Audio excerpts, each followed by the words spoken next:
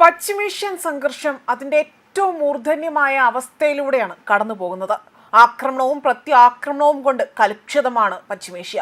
കരയുദ്ധത്തിലേക്ക് അത് നീങ്ങുമോ എന്ന ഒരു ആശങ്ക നിലനിൽക്കെ തന്നെ അണിയറയിൽ കൂടുതൽ പദ്ധതികൾ ആവിഷ്കരിക്കാനുള്ള തയ്യാറെടുപ്പുകളാണ് ഇസ്രായേലും US ഇവിടെ നടത്തുന്നത്.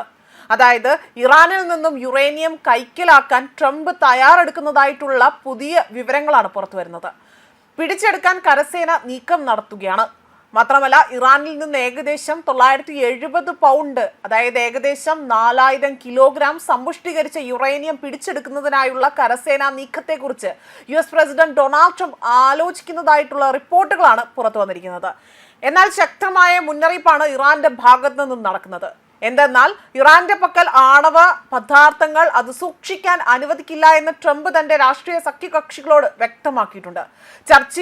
അതായത് ഈ വരുന്ന ചർച്ചകളിലൂടെ തന്നെ ഇത് വിട്ടു നൽകാൻ ഇറാൻ തയ്യാറാണ് എങ്കിൽ പോലും അവിടെ ബലപ്രയോഗത്തിലൂടെ തന്നെ അത് പിടിച്ചെടുക്കുന്നതിനെ കുറിച്ച് അദ്ദേഹം ചർച്ച ചെയ്തതായാണ് റിപ്പോർട്ടുകൾ സൂചിപ്പിക്കുന്നത്. ഈ ഭീഷണി നിലനിൽക്കുമ്പോൾ തന്നെ പാകിസ്ഥാൻ പ്രതിനിധികൾ വഴി അമേരിക്കയും ഇറാനും തമ്മിൽ നടത്തുന്ന പരോക്ഷ ചർച്ചകളിൽ പുരോഗതി ഉണ്ടെന്ന് തന്നെയാണ് ട്രംപ് സൂചനകൾ നൽകിയിരിക്കുന്നത്. എന്നാൽ ഇതുമായി ബന്ധപ്പെട്ട് ഇറാൻ എന്ത് മാർഗമാണ് അല്ലെങ്കിൽ എന്ത് നിലപാടായിരിക്കും സ്വീകരിക്കുക എന്നതാണ് ഇപ്പോൾ എല്ലാവരും ഉറ്റുനോക്കുന്ന മറ്റൊരു വിഷയം. വളരെ പെട്ടെന്ന് തന്നെ ഒരു കരാറിലേക്ക് എത്താൻ അല്ലെങ്കിൽ ആ ഒരു കരാറിലേക്ക് എത്തിക്കാൻ സാധിക്കുമെന്ന് തന്നെയാണ് ട്രംപ് ഇവിടെ ആത്മവിശ്വാസം പ്രകടിപ്പിക്കുന്നത്.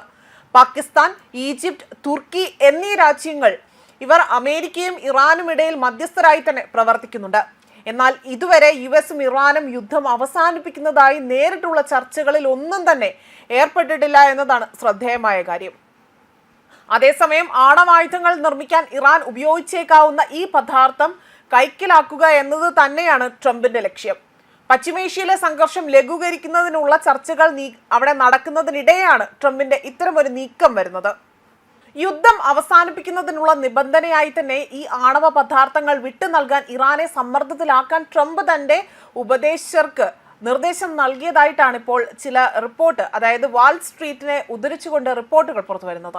അതിനിടെ അമേരിക്കയും ഇസ്രായേലിനും എതിരായ യുദ്ധത്തിൽ നിൽക്കുന്ന പിന്തുണയ്ക്ക് ഇറാഖിലെ ജനങ്ങൾക്ക് നന്ദി രേഖപ്പെടുത്തിക്കൊണ്ട് ഇറാന്റെ പരമോന്നത നേതാവായ മുജ്തബ ഖൊമേനി ഒരു സന്ദേശം അയച്ചതായി തന്നെ ഇറാനിയൻ മാധ്യമങ്ങൾ റിപ്പോർട്ട് ചെയ്യുന്നുണ്ട്.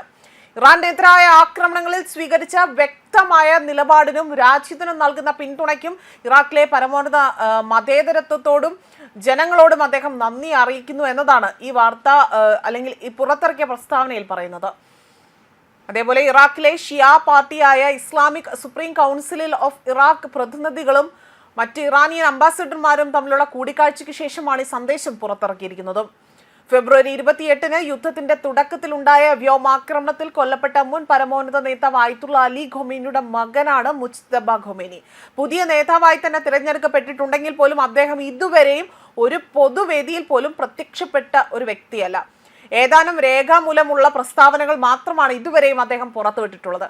നേരിട്ട് പ്രത്യക്ഷപ്പെടാത്തത് മുജ്തബയുടെ ആരോഗ്യസ്ഥിതിയെക്കുറിച്ചും എവിടെയാണ് എന്നതിനെക്കുറിച്ചും വലിയ ഒരു ഊഹാപോഹങ്ങൾ നിലനിൽക്കെ അത് വലിയ രീതിയിൽ ആ ഒരു രീതിയിലേക്കുള്ള ചർച്ചകൾക്ക് വഴിതെളിച്ചിട്ടുണ്ട്.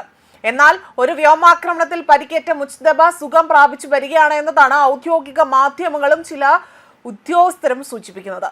പരമോന്നത നേതാവായി ചുമതലയേറ്റ ശേഷം മുജ്തബ ഖൊമേനി പുറപ്പെടുവിക്കുന്ന മൂന്നാമത്തെ ഒരു പ്രധാന സന്ദേശമാണിത്. നേരത്തെ ഒരു പ്രസ്താവനയും പേർഷ്യൻ പുതുവർഷമായ നൗറൂസ് ആശംസയും അദ്ദേഹം നൽകിയിരുന്നു. ടെലിവിഷനിലൂടെ മറ്റൊരു വ്യക്തി വായിച്ച ഈ സന്ദേശങ്ങളെല്ലാം തന്നെ യുദ്ധത്തിൽ വിജയം പ്രവചിക്കുന്ന ഒരു തരത്തിലേക്കായിരുന്നു. അതേസമയം ഇറാന്റെ പുതിയ പരമോന്നത നേതാവ് ജീവിച്ചിരിപ്പുണ്ടോ എന്ന കാര്യത്തിൽ ഇതുവരെയും തങ്ങൾക്ക് യാതൊരുവിധ തെളിവും സമർപ്പിക്കാനോ അല്ലെങ്കിൽ ഇതിൽ വലിയ രീതിയിലുള്ള സംശയങ്ങൾ പ്രകടിപ്പിക്കുന്നതായി തന്നെ US പ്രസിഡന്റ് ഡൊണാൾഡ് ട്രംപ് വ്യക്തമാക്കുകയും ചെയ്തിട്ടുള്ളതാണ്. ഇറാനുമായുള്ള ചർച്ചകളിൽ ഒരു ഉന്നത വ്യക്തിയുമായാണ് തങ്ങൾ ആശയവിനിമയം നടത്തുന്നതെന്നും എന്നാൽ അത് പരമോന്നത നേതാവല്ല എന്നതായിരുന്നു ട്രംപ് വ്യക്തമാക്കിയത്. ന്യൂസ് ഡെസ്ക് കർമ്മ ന്യൂസ്.